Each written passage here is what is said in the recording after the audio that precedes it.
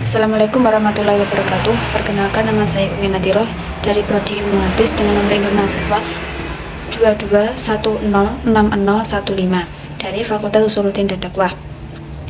Saya di sini akan menelaah aplikasi Litbah Pusaka atau ensiklopedia dengan memenuhi tugas software hadis.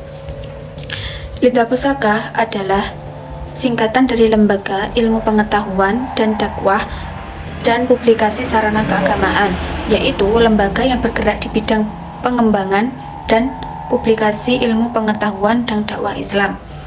Litbah Pusaka didirikan oleh para alumni dari Timur Tengah, Lembaga Ilmu Pengetahuan Islam dan Arab, Jakarta, dan beberapa perguruan tinggi lainnya. Aplikasi Litbah Pusaka ini memuat 62.000 lebih hadis yang terdiri dari 9 kitab imam, yaitu yang terkenal dengan Kutubut Tis'ah, yaitu Sahih Bukhari, Sahih Muslim, Sunan Abu Dawud, Sunan Tirmidzi, Sunan An-Nasai, Sunan Ibnu Majah, Musnad Ahmad, dan Muwatta Malik dan Sunan Ad-Darimi. Pada awalnya, Litbah Pusaka ini hanya bisa diakses melalui CD yang dijual di edaran masyarakat. Akan tetapi, dengan kesadaran dan semangat masyarakat ingin mendalami ilmu agama yang lebih mendalam, sehingga Litbah Pusaka ini diakses melalui di program televisi, radio, internet, dan publikasi media lainnya. Namun dengan seiring berjalannya waktu ini, Litbah Pusaka ini selalu mengalami pembaruan fitur atau di-upgrade sehingga menjadi aplikasi ensiklopedia. Dan aplikasi ensiklopedia hadis ini bisa diakses melalui smartphone Android, bisa melalui iOS, dan bisa melalui laptop, ya. Dan aplikasi ensiklopedia ini bisa diakses atau bisa di-download di Play Store dengan mengetik ensiklopedia hadis, atau bisa diakses dengan http://litbah.com/app. Fitur-fitur umum pada aplikasi ensiklopedia yaitu akses ensiklopedia itu memuat hadis 62.000 hadis lebih dari kitab Kutubut Tis'ah. Dan ensiklopedia hadis itu dilengkapi dengan terjemahan bahasa Indonesia dan terjemahan bahasa Inggris. Dan dalam aplikasi ensiklopedia itu bisa dikopi dan dipaste teks Arabnya maupun terjemahannya. Dan aplikasi ensiklopedia hadis juga memuat daftar hadis dalam tema, yaitu seperti iman, akhlak, ibadah, muamalah, kisah nabi, jihad, transaksi, dan lain-lainnya. Dalam ensiklopedia hadis juga ada kompilasi hadis atau kumpulan hadis seperti hadis qudsi, hadis mutawatir, hadis mauquf, hadis maqtu, hadis marfu, hadis mursal, munqati, mu'allaq, dan lain-lainnya. Di dalam ensiklopedia hadis juga ada diagram jalur sanad yang ditampilkan dalam bentuk yang mudah dapat dimengerti oleh orang awam. Dalam ensiklopedia hadis juga terdapat detail rawi atau informasi kredibilitas para perawi hadis.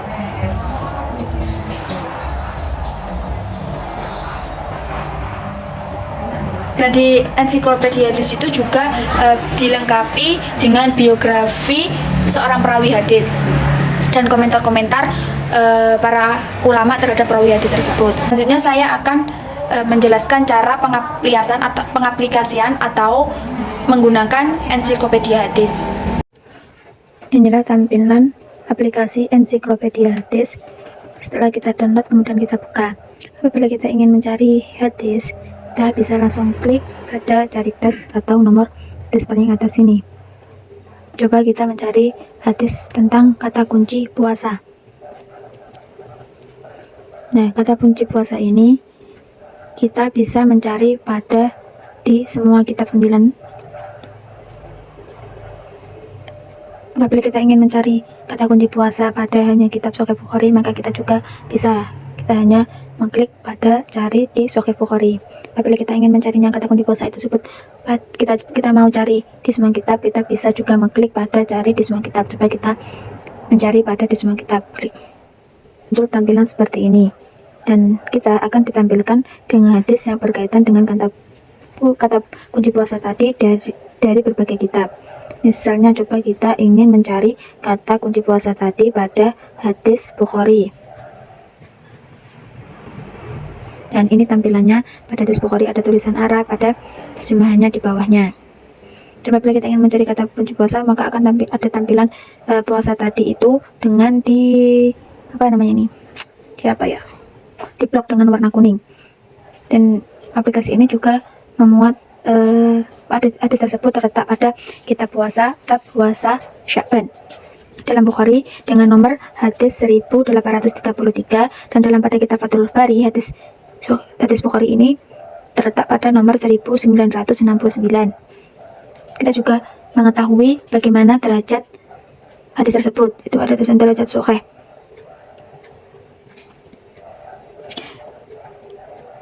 Dan untuk mengetahui derajat hadis tersebut sahih itu menurut siapa, maka kita bisa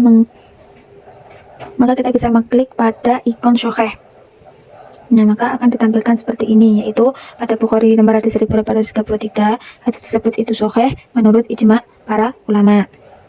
Dan kita tombol OK untuk kembali.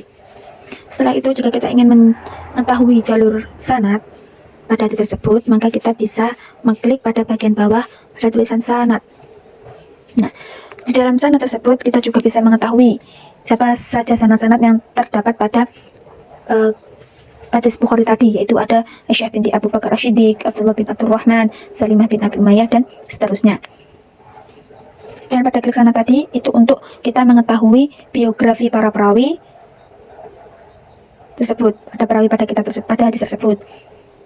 Selain untuk mengetahui biografi perawi tersebut, kita juga bisa mengetahui diagram sanad, yaitu dengan cara kita mengklik selengkapnya.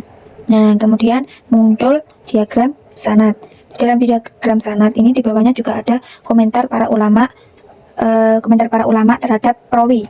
Itu kita scroll ke bawah akan muncul, yaitu komentar ulama terhadap perawi sahabat. Karena Aisyah adalah seorang sahabat. Coba kita mencari komentar para ulama terhadap perawi lain, yaitu pada kalangan tabi'in, kalangan pertengahan. Bagaimana komentar ulama pada perawi Abdullah bin Abdurrahman? Kita cari yaitu perawi Abdullah bin Abdurrahman, menurut komentar para ulama, menurut Abu Zur'ah, beliau adalah thiqah imam, dan menurut Ibnu Hibban dia adalah thiqah. Setelah kita mengetahui biografi, diagram sanad, dan komentar para ulama terhadap perawi, apabila kita ingin mencari atau mengetahui hadis yang terkait tadi, maka kita bisa klik kembali, maka akan muncul seperti ini, kembali seperti tadi. Dan jika kita ingin mencari hadis yang terkait dalam hadis Bukhari ini, kita bisa mengklik pada bagian bawah samping kirinya sanad tadi dengan terkait. Nah, hadis Bukhari tentang puasa tadi nomor hadis 1833, hadis tersebut berkaitan dengan hadis Muslim pada nomor 1955, dengan Muslim nomor hadis 1956, dan seterusnya. Setelah kita mengetahui tentang derajat pada hadis tersebut, mengetahui hadis tersebut pada kitab apa, pada bab apa, hadis yang berkaitan, bagaimana jalur sanadnya, tentang biografi, diagram sanadnya, tentang komentar para ulama seorang perawi, maka kita juga bisa mengetahui tentang hadis mutawatir, hadis mauquf, hadis munqati, dan lain sebagainya pada aplikasi ensiklopedia hadis. Coba kita mencari, yaitu pada klik pada kita lihat. Setelah kita klik lihat, maka kita akan ditampilkan dengan seperti ini, yaitu daftar isi, itu yang memuat pada Sahih Bukhari. Dalam Sahih Bukhari terdapat pada 7008 hadis, pada Sahih Muslim 5360 hadis, dan seterusnya. Dan apabila kita ingin mencari hadis mauquf atau hadis munqati, hadis mursal, dan sebagainya, kita bisa mengklik pada kumpulan. Nah, kita akan juga ditampilkan dengan seperti ini, yaitu berdasarkan penyandaran ada hadis qudsi. Itu hadis qudsi apa? Hadis qudsi adalah dinukil dari Rasulullah dan disandarkan kepada Allah SWT. Hadis qudsi terdapat 798 hadis. Ada hadis marfu, ada hadis mauquf, ada hadis maqtu. Dan juga ada yang berdasarkan gugurnya sanad, yaitu ada hadis mursal, hadis munqati, hadis mu'allaq. Juga terdapat berdasarkan banyaknya jalan, yaitu ada hadis mutawatir, dan lainnya yang berkaitan dengan Al-Quran. Nah, di dalam aplikasi ensiklopedia juga ada indeks, yaitu tentang iman, ilmu umat-umat terdahulu, dan sirah, Al-Quran, akhlak, dan adab, ibadat, minuman, dan makanan, dan lain-lainnya. Dalam aplikasi ensiklopedia hadis, kita juga akan ada fitur-fitur lainnya, yaitu ada hadis pilihan, ada galeri hadis, ada hadis simatik, itu terletak pada bagian bawah. Coba kita scroll ke bawah. Nah, terletak pada bagian bawahnya kutubut tis'ah, ada hadis pilihan. Apa sih hadis pilihan itu? Hadis pilihan merupakan konten hadis yang terdapat dalam aplikasi ensiklopedia, dan sistem dari aplikasi ini memilih beberapa hadis yang menurutnya bagus dan relevan dalam kehidupan sehari-hari agar pengguna tertarik untuk meng-share hadis tersebut. Jadi hadis ini juga bisa digunakan untuk berdakwah, karena hadis pilihan ini juga bisa di-share ke dalam WA, Instagram juga bisa. Coba kita klik, ada pilihan 2 orang rakus yang tak pernah kenyang. Diklik maka akan muncul seperti ini. Jika kita ingin membagikan pada hadis pilihan ini, kita bisa bagikan dalam aplikasi lainnya. Kita juga bisa membagikan pada WhatsApp atau baca ini, kita bisa langsung merujuk kepada hadisnya. Kemudian ada galeri hadis, yaitu poster hadis yang menampilkan poster-poster desain yang dibuat oleh teknisi aplikasi ensiklopedia. Poster hadis atau galeri hadis ini juga sangat simbolis dan memanjakan mata penggunanya, serta isinya sangat relevan dengan kehidupan sehari-hari. Coba kita baca Witir Nabi ternyata sebanyak ini. Nah, ini juga bisa di-share ke dalam WhatsApp, bagikan ini pada aplikasi lainnya, dan juga baca kepada merujuk kepada hadis. Kemudian juga ada hadis tematik, merupakan konten hadis pada aplikasi ensiklopedia yang menampilkan kumpulan hadis pada playlist dengan tema tertentu, yaitu tentang coba hal yang membatalkan puasa. Nah, di sini ada yang membatalkan puasa itu ada makan dan minum pada Bukhari 1797, yaitu dengan muntah dengan sengaja pada riwayat Abu Dawud nomor 2032. Dalam kitab ensiklopedia juga ada pedut hadis, yaitu konten hadis yang terdapat pada aplikasi ensiklopedia dengan menampilkan poster hadis pilihan. Bentuk kontennya yaitu ada seorang yang narator yang membacakan hadis sesuai playlist tema hadis yang tersedia. Hadis yang dibacakan kurang lebih 4-5 hadis sesuai dengan tema playlist hadis.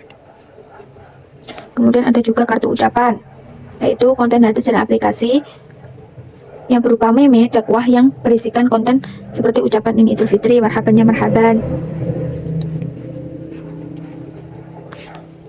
Dalam aplikasi ini juga ada hadis arba'in, yaitu hadis tentang amalan dari rezeki yang halal, sholat lail menghapus dosa, itu pada hadis ke-29. Kelebihan dari aplikasi ensiklopedia yaitu tampilannya sederhana, mudah digunakan. Karena mudah digunakan, bisa di-download pada HP Android dan iOS. Juga memiliki konten dan fitur-fitur yang menarik, yang lengkap, juga bisa di-share. Juga tersedia dalam offline dan online. Adapun kekurangan dari aplikasi ensiklopedia ini yaitu kita tidak bisa memastikan jalur sanad dalam kefaktaan kualitas sanad atau status guru dan murid. Jadi aplikasi ini kita tidak bisa mengetahui bagaimana seorang perawi itu mempunyai guru siapa saja, muridnya siapa saja, bisa bertemu atau tidak antara perawi satu dengan perawi lainnya. Belum dilengkapi dengan keterangan atau daftar guru dan murid. Dan pada aplikasi ensiklopedia ini fitur-fiturnya itu terbatas apabila kita tidak di-upgrade ke versi yang pro atau berbayar. Jika kita menginginkan hadis-hadis dan fitur-fitur yang semakin banyak, maka kita harus mengupgrade aplikasinya ini dengan cara berbayar. Kalau kita tidak mengupgrade, maka seperti tadi kita akan muncul iklan-iklan. Itu sekian dari saya. Apabila ada kurangan mohon maaf. Wassalamualaikum warahmatullahi wabarakatuh.